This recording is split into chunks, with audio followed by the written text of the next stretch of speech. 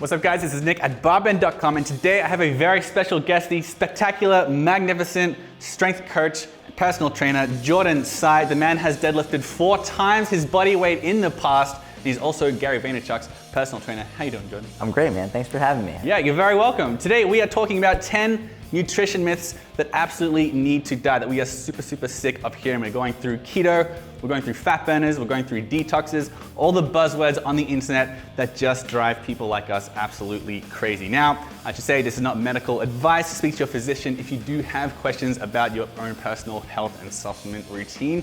That said, there's some information here that I think is gonna be really useful for you guys. So let's get started.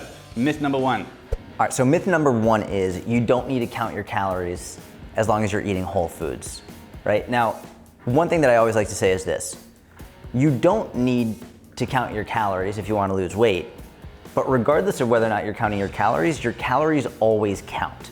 And this is really important to remember. Even if you're not actually tracking them, they still matter. They're still adding up. It doesn't matter if you don't look at your bank account. If you're spending all the money, it's like it's gonna drain.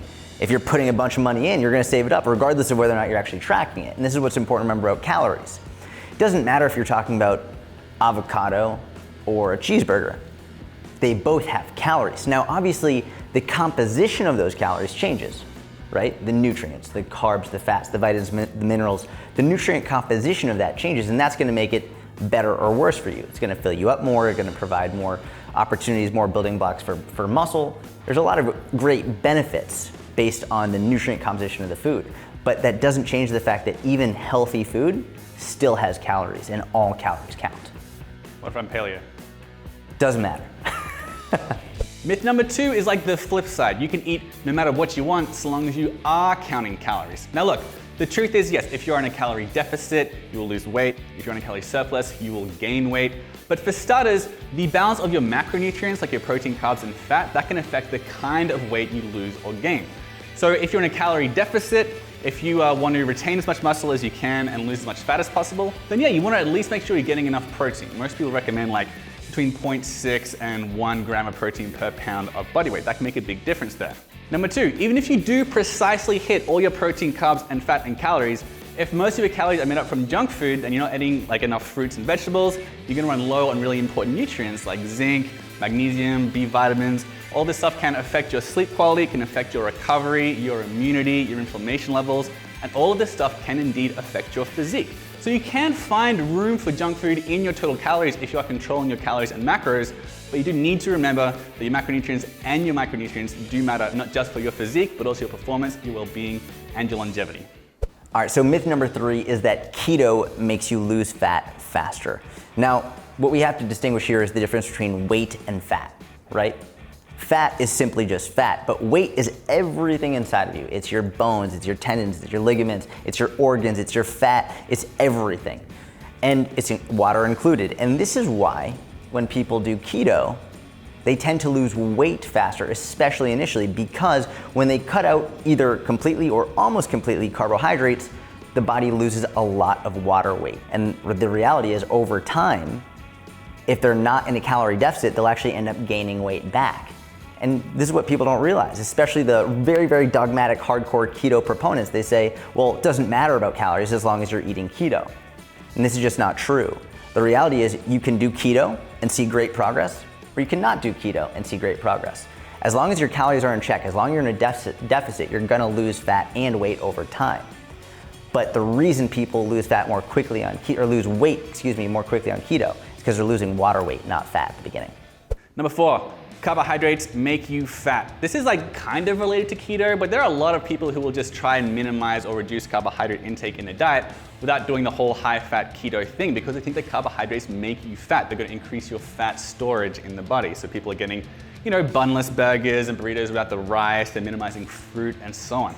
Now, obviously, if you are cutting out carbohydrates and you're not replacing them with anything, then you're going to be consuming fewer calories that can help you lose weight and so on. But there's this really persistent myth that carbohydrates in themselves will make you store more fat because it makes you release insulin, and that's going to give you a big energy crash and so on. So there's a lot to say about that. Number one, insulin is actually considered an anabolic hormone. Like if you are trying to gain a lot of muscle, you do want to have some insulin in your body. And like the big thing here is refined carbohydrates, because like, yeah, if you're having refined carbohydrates, especially on their own, like without some protein or fiber or fat with them, that can spike your blood sugar, it can spike your insulin, and it's possible that might lead to like weight gain in that it's not very filling. So it's very hard to get full up on ice cream. I've had plenty of pints of Ben & Jerry's myself. So that's something you do want to look out for. But like people will hear that and then they'll just start like cutting out whole grains and legumes and fruit or minimizing them. And in doing that, you're losing a lot of really important nutrients. Like fiber is a really obvious one, which is linked to not just lower levels of bowel cancer, but also like lower risk of Alzheimer's disease, all this other kind of stuff. And then of course you've got a lot of antioxidants in these sorts of foods. Fruits are jam-packed full of vitamins and minerals. So the really important thing is to not throw the baby out with the bathwater when it comes to carbohydrates. A lot of people who say that keto is better for fat loss or that carbs inherently make you fat, they'll say that, well, carbs make you fat because of insulin. If you don't produce insulin, you will die. You need it. It's an essential hormone. So the fact that they're saying, well, we want to reduce insulin as much as possible because it makes you fat is not only incorrect, but it's disingenuous, and you'll die if you don't. Insulin isn't going to make you fat. Too many calories makes you fat.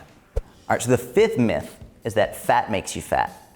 And based on what I've said so far, a lot of people think I'm against keto, but I'm actually not. I'm just for whatever works best for you and not perpetuating myths and dogma. Now, this idea that fat makes you fat, it's bullshit. And we know it because there are many people eating very high fat diets like the ketogenic diet and losing fat. If fat made you fat, then anyone doing keto would immediately be obese. That's how it works. So it's important to say, keto isn't inherently bad for you. Carbs aren't inherently bad for you. Fat doesn't make you fat. Eating too many calories makes you fat. Period, end of story. We're gonna say that over and over and over again. There's no such thing as a good or bad nutrient or a good or bad food.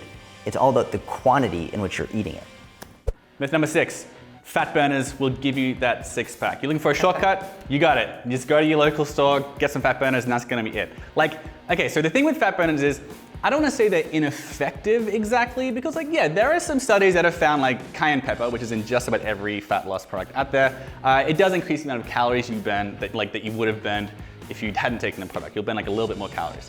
But a lot of studies put it at like 5 to 10 calories. And some put it at 50 calories, but that's half a tablespoon of peanut butter, like a quarter of a serving. It's not actually that much in the grand scheme of things. So it's not that they don't work, it's just that the effect really is very, very small. Now for some people it still matters a lot. Like let's say you're a bodybuilder, you need to have 1900 calories, but you just cannot have less than 2000 calories, otherwise you're low on energy, you feel terrible, that kind of thing. Like in that situation, yeah, maybe a fat burner could be useful, but there are 3 things you need to remember. Number 1, it really is only going to be useful if you are controlling your calories. There's another boring part of it, but that is true.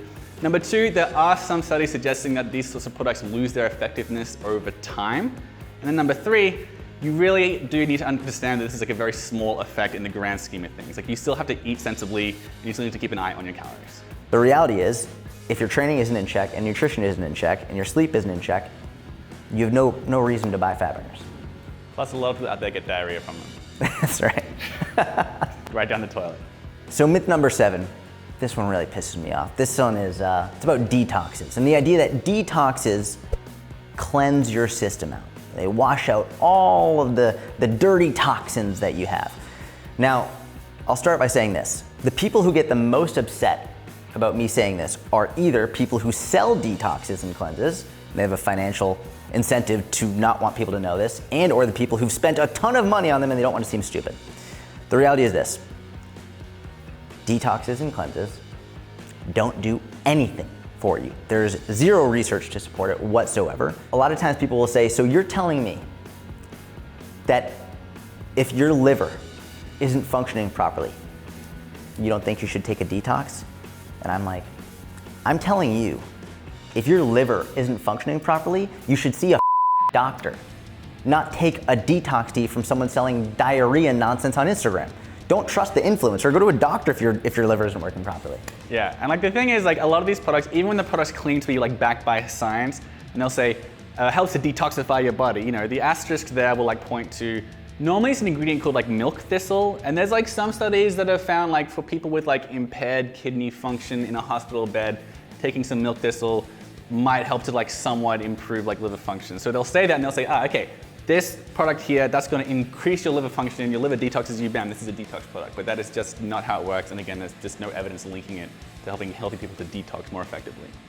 All right, myth number 8, high protein diets are bad for your kidneys. If you want to get in shape, people tell you to eat a decent amount of protein, again, normally a gram per pound of body weight or so. And the common response to that is, that's bad for your kidneys. Now, this is like based on like some studies that were done in the 80s and 90s that found people eating more protein had more markers of like waste filtration from the kidneys. So people decided that meant the kidneys were undergoing like too much stress. But later studies found that wasn't really the case. And there have even been some studies on people eating well over a gram of protein per pound of body weight, and they found no suggestion that it was impairing their kidney function at all. Now, it is true that people with impaired kidney function are often advised to follow low protein diets. But people with broken legs are also told not to run marathons. You know, if you're a healthy person, there's really not a lot of evidence to suggest that high protein diets are going to be bad for your kidneys. All right, so myth number 9 is that eating before bed makes you fat. Unfortunately, this isn't true because I love eating before bed. I prefer eating a lot of food at night. And actually, one of the easiest ways to dispel this myth is to look at all of the research recently around intermittent fasting, in which basically people don't eat in the first part of the day and they save the vast majority of their calories for right before they go to bed. And what we've consistently found, and it sounds boring and obnoxious, but it's true, as long as your calories are in check, as long as you're in a calorie deficit, you'll lose fat. If you're in a calorie surplus, you'll gain. If you're in maintenance, staying right equal, you'll stay where you are. That's the reality. It doesn't matter. A calorie is a calorie at 8 p.m. and at 8 a.m. Doesn't matter what time you're eating, it matters how much you're eating. That's the most important. The last myth we wanted to cover is the idea that skipping meals makes you fat, or that eating more frequently makes you less fat. Like, if anyone was reading like muscle magazines in like the 90s or the early 2000s, there was this persistent thing that I got more muscular, I lost more fat because I had 6 small meals throughout the day instead of 3 big meals. It was like this big hack. But like, studies have found, I'm so sorry to say this again, but this is the last time, it's just about the amount of calories you consume throughout the day. Like, skipping a meal or 2 meals isn't going to slow down your metabolism. Like, unless you're fasting for days and days, there isn't any evidence that you're going to be burning fat more quickly or more slowly depending on when you eat your food. Now, like, a lot of people will tell you that because like fasting increases the amount of growth hormone in the body, that like therefore fasting actually helps you to build muscle. Like, if you don't eat, you're building more muscle. What that really means, like, there is some evidence that fasting does increase the growth hormone in your body, but growth hormone is really about like retaining your muscle. And all it really means is that you're not going to lose your muscle by skipping a meal. But it also doesn't mean you're going to gain or lose any more by eating more or less frequently. What it really means, and I think this is like a big load off, like this is actually a nice conclusion, is that you can just kind of eat when you feel like it. If you prefer the 6 meals throughout the day, that's great, you can do that. If you just aren't hungry in the mornings, like, or like you want to save your calories for the end of the day so you can have a big meal, you can. Neither is really superior though. There was actually a really good study published in 2016 that compared obese people over a period of many, many weeks.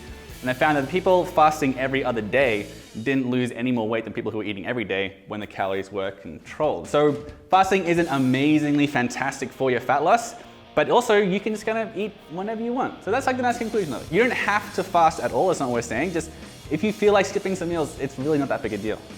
That's the best part of all of this. I think it's a really important thing for people to take home, is that we're not saying fasting is better for you or worse for you. We're not saying you should do it or you shouldn't do it. We're saying that whatever you choose to do, whether it's fasting, keto, paleo, Weight Watchers, whatever it is, do what you enjoy and what you can do consistently. And if someone's trying to sell you something and shove one method down your throat and saying everything else doesn't work, think about it. Because what we're trying to say is everything works as long as you can stick to it consistently and your calories are in check. And that's really the most important part. All right, that wraps up our 10 myths that drive us completely crazy. I really want to thank Jordan for coming on today. His YouTube channel is in the description below. Make absolutely certain you go there and subscribe. His content is absolutely fantastic. Thanks for coming on. And subscribe here as well, because we've got a whole lot more nutrition content and fitness content coming up. We're recording right now? Get right into it, man. Okay, all right, okay. All right, okay, all right. Okay, all right, okay. Okay, all right, this is it, okay.